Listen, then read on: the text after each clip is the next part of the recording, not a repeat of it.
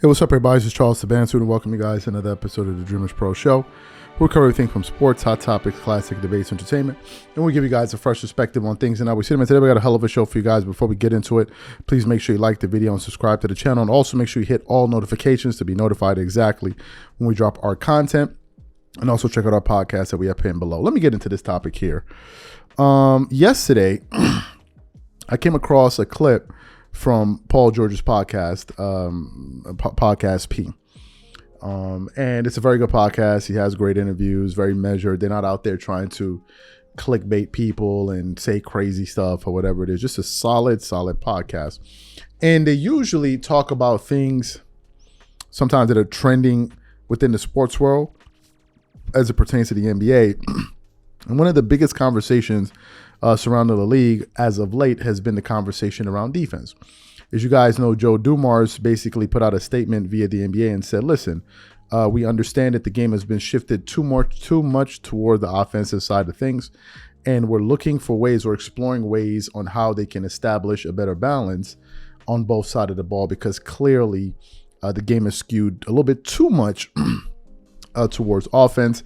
I think that was a very, very astute observation by Joe Dumars in the NBA, because a lot of fans have been complaining about it. Now, there's some people that like it, but the vast majority are like, listen, this is ridiculous. Like, yes, I want to see great offense and all of that, but I also want to see great defense, and I want to see a little bit of resistance, right? Some people think that games around, like, you know, let's say between 90 to 100 is a bad game. I don't think so. I think that's when you figure out who's who and what's what. And I'll give you an example of what I'm talking about.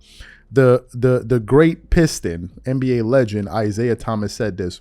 He gave he explained the difference between a dominant 30 and a 30 that's not dominant. He's like, if you score 30 points and your team ends up scoring 30 points, he's like, that's not a dominant 30. He said, but if your team scores 100 points and you contribute 30 points to that 100 points, he said that is a dominant 30. And today, I think these numbers are so inflated that we don't really realize who's actually good and who's not. So what happened?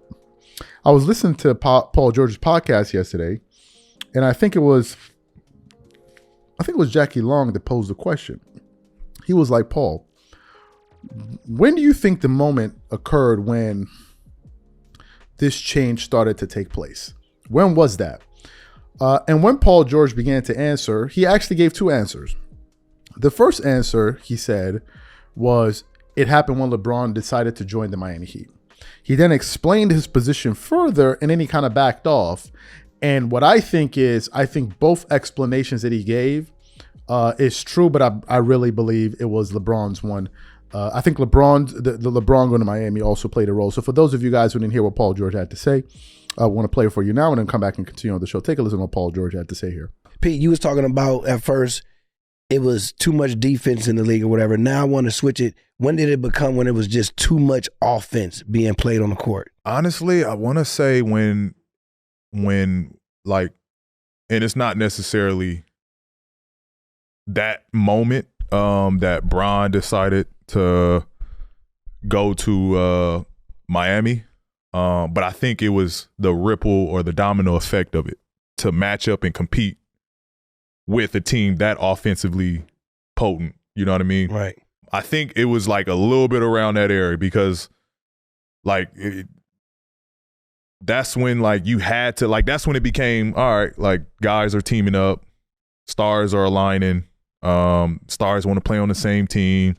And then so that's just when teams just start stacking up offensively. You know what I mean? Like that's where, and then you got so many guys that are, you look at, but then I take that back. It was more so when like the Rockets with James Harden and the spread offense, I think that was the pivotal moment where it was offensive explosion. You got your best player you played through.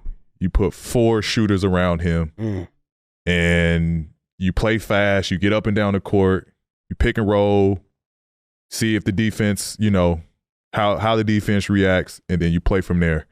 And you look at all the teams, you look at why the Pacers are so good, because they got a point guard they play through with 4 shooters around them, and they play fast. You look at why the Mavericks put up so many points. You got Luka at the point, 4 shooters around him, or 3 shooters with a rolling big, puts pressure on the team. You look at why the Hawks put up so many points. You got Trae Young, put shooters on.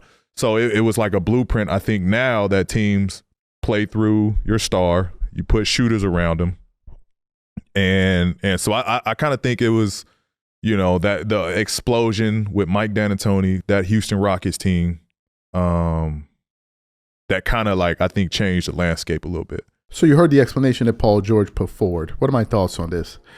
I think that what Paul George said was true in terms of there being this arms race for offense when LeBron joined Dwayne Wade. Some people say that's not true, and I'll tell you exactly why that's true. LeBron at the time was a 27-point-per-game scorer at the time before he joined D-Wade. The year before he joined D-Wade, Dwayne Wade led the league in scoring. So you have a guy averaging 27 a game.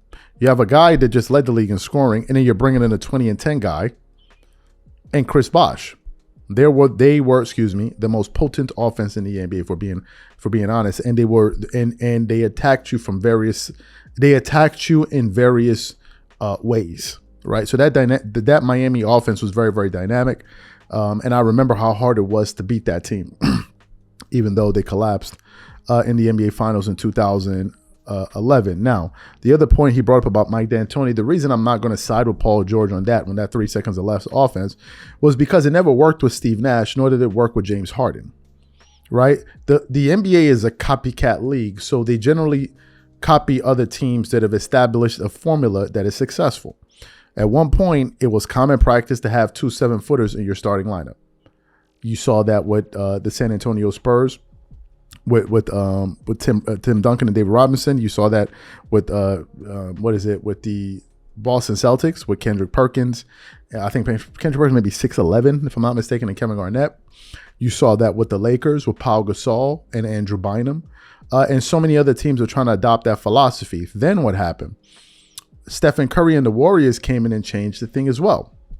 And that's when teams like the Houston Rockets actually started to mimic them, and a lot of other teams mimicked them. So if we're pointing to the point where defense really got shattered was, number one, when the offensive era kind of took place. He mentioned the first one. The second one, I believe, he said about the Mike D'Antoni. I don't really believe that because no team was really doing what they were doing. I think it was with the Stephen Curry guys. When it became everybody on your team had to be able to shoot threes.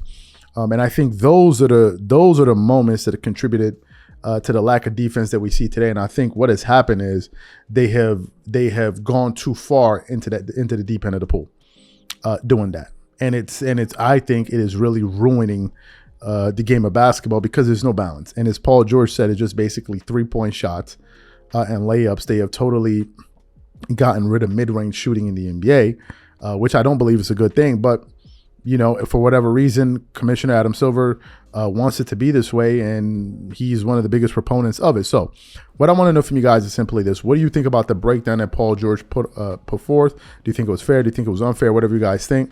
Please leave your thoughts and comments in the comment section. We catch you guys on the next show. Peace.